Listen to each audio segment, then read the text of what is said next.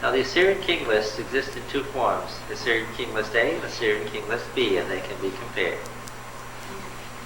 Now what's interesting about the Assyrian king list when you compare them is that when you get down either 7 or 10 generations, something happens when you compare the two. After you go down, sometimes it does it after every 7th generation, sometimes it does it after every 10th generation. If you have 23 generations, which is A unwieldy and B is such an awful number, 23 doesn't mean anything. What are they likely to do? They will take so-and-so was the father of so-and-so and lived so many years up here, and they will cut out the whole center. And they will take this guy down here and move him up so that there's an unbroken seam. Compare the two and you see they've done it over and over again. Fortunately, we have two king lists, so you can see that they did this. We've got two great genealogies from the Assyrian Empire tracing the history of the world from creation to the moment of the great Assyrian kings.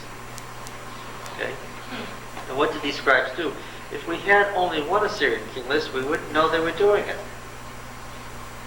Because we have set A and set B, we know that they're doing it. What are they doing? They're throwing out all the generations in between, taking this guy down here, pulling him up and saying he was the son of so-and-so. Was there anything wrong with that? Was there anything wrong with that in their minds? This ain't history as far as us Westerners are concerned, but what? But he's claiming the whole house through one person. Well, but son means what? Son or grandson or descendant. Yeah, it's very fluid. This child exists in the loins of the father, therefore what? For pulling him up. The only thing is you're missing those 16 generations. They just got thrown out. Right? Now, as you read the list, you don't have any idea that generations are missing, or that numbers have been dropped out. And nobody in the Western mind, where history is important, would have just thrown those generations out. Or if we had, we'd put it in a footnote. Say, I'm shortening here, this guy was really the 16th generation son. But they didn't do that. It's just not the way they did it. Okay, so how many generations do we have? Adam, Seth, Enosh, Kenan, Mahalalel, Jared, Enoch, Methuselah, Lamech, Noah. 10, just the way you had it in the Assyrian king list. They'll either go down 7 generations or 10 generations, and then that's it. Now, there are a number of others, but the Assyrian king list is the most complete and most emphatic, where you can see the process at work. It's disappointing to discover that that's how the ancients did genealogies and wrote history. Why? Less useful for historians. Well, yeah, because that means that somewhere in this chapter, what might be the case? There might be some missing. There might have been 16 generations that got thrown out, and somebody who's the son of somebody else might what? He actually, his great-great-grandson was... Yes, to the 15th degree. That's 7 times removed. Does this mean maybe that people would also be living much less, or that all of these figures are kind of doctored? Yeah, because all of these figures work out to get the people. You see, the way it's set up now, if you actually add it up, you've got Methuselah living 4 years beyond the time of the flood. It was just a little bit before or something. No, and so what the Greek did was, the Greek text shortens everybody's life by 100 years, so that what? So that you won't have this embarrassing situation of getting Methuselah living too long. Okay. And the Palestinian text just changes it so that all the numbers are round numbers, multiples of 7 and 12. Well, that's pretty clear, right? All right. So then the figures that we have aren't accurate in their minds. Well, when you add all these up, you find out that when you add them all up, you can divide them by both 12 and 7. It's so suspiciously convenient that what?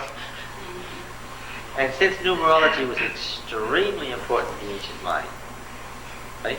And sets of cycles were important, and it's sets of cycles that he's telling you about here.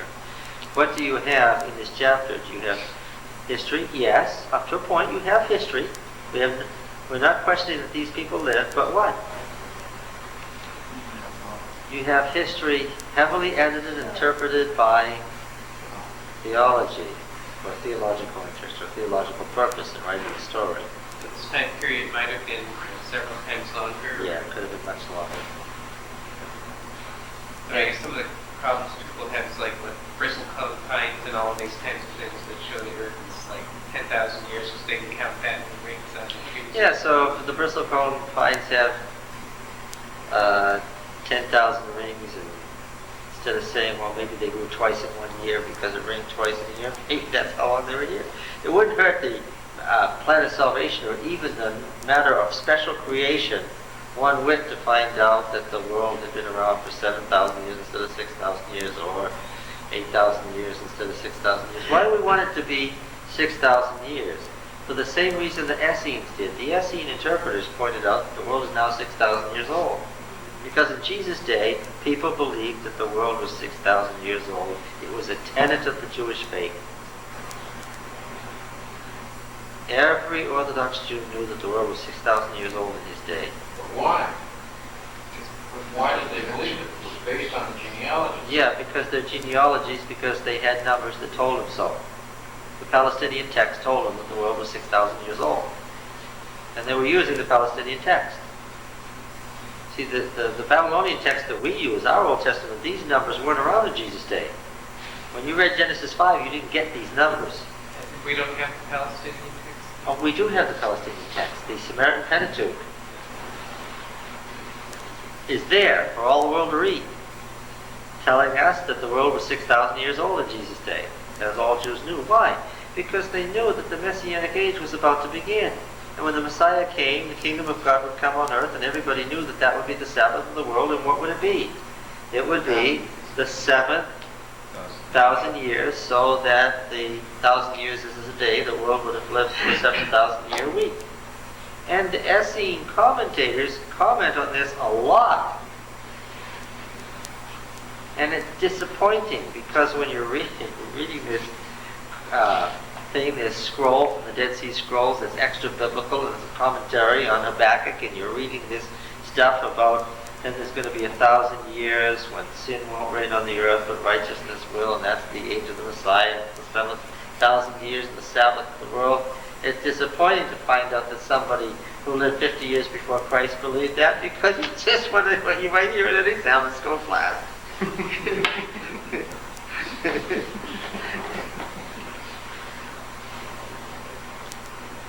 And you sure don't want to tell some good brother who's teaching a Sabbath school class in Northern New England, you know what you just said is exactly what some Essene said.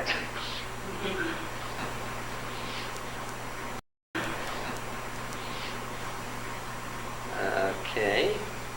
They're the Herodians in the Gospel, because Herod protected the Essene sect. When you read about how the Herodians came with them, that was the Essene. Jesus once said to beware the Herodians. Okay. So, what is he wanting to bring you to? He does not want more than 10 generations to get you to the flood. Okay? And he wants all the really good people to die just before the flood. It's probably a textual mistake that got Methuselah too old by 4 years. This set of numbers probably worked out right originally, and they probably needed it to add up to the right total number, and when they got the right total number, it was probably just missed that puts him too old for the flood.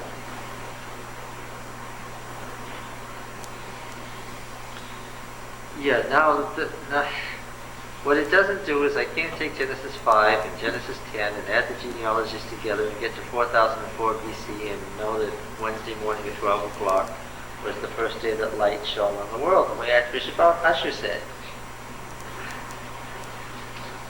And he decided that about 2 centuries before archaeology dug these things up and showed these genealogies and how they work.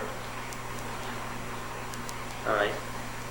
It would be fun for you to take a commentary, not the Adventist commentary, but a liberal commentary and read all the different theological implications of the various numbers. I mean, we could do that if you wanted to. What commentaries do you recommend?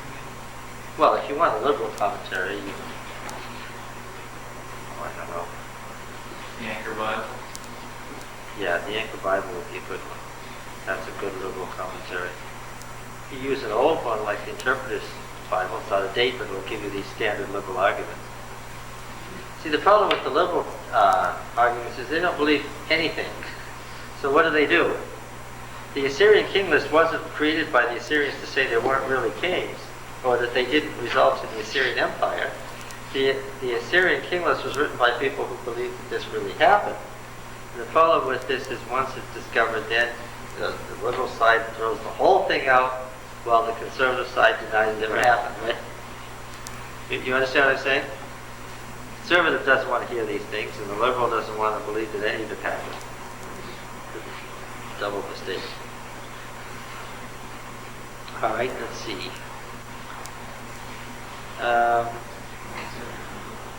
Do you think there's a parallel with, like, the seventh from Adam on the good side is Enoch, who's translated to Oh, heaven, of and course, the seventh from absolutely. You've got to make sure that he's the seventh generation. I don't care how many people lived and fathered children between him and Adam. He's what? He's perfect, so what? He's the seventh one. He's got to be. After all, he's being compared to whom? To whom? Lamech, of course. But which is totally evil. Yes, totally evil. Okay. And Lamech is being compared to Enoch, who was so good that what?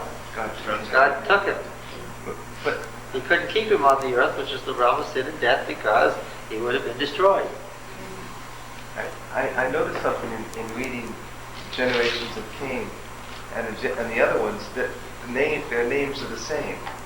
And if their names have something to do with their character, what does that tell you about? Want to go through the names? Would you like to do them yourself? Or do you want me to just come next week and tell you what they all mean? See if you can see the double entendres in comparing the names of the line of Cain with the line of Seth.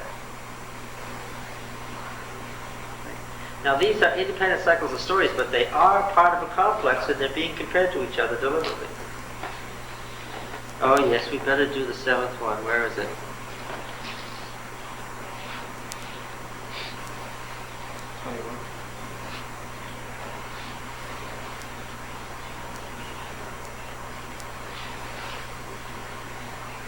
Oh yeah, that's when Enoch had lived, verse 21, for 65 years, he became the father of Methuselah. 65 is half of what?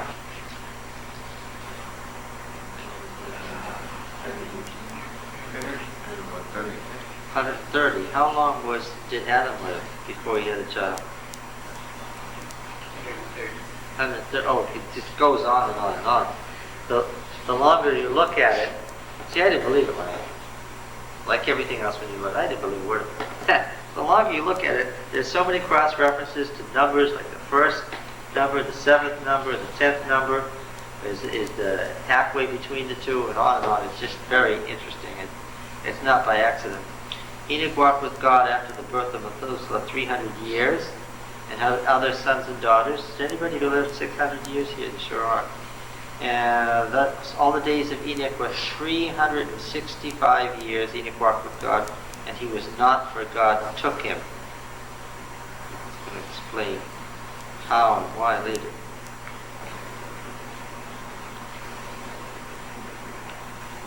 All right.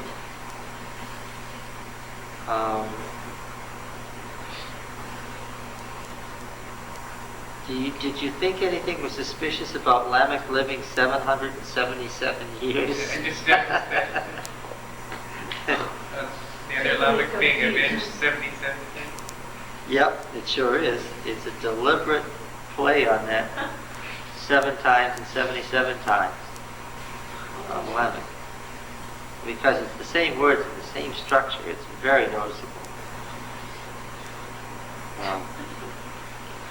Do this. Look up the names and their meanings and see if you can find in the commentaries what these number plays are all about. The more you look at it, the more you realize you're reading theology.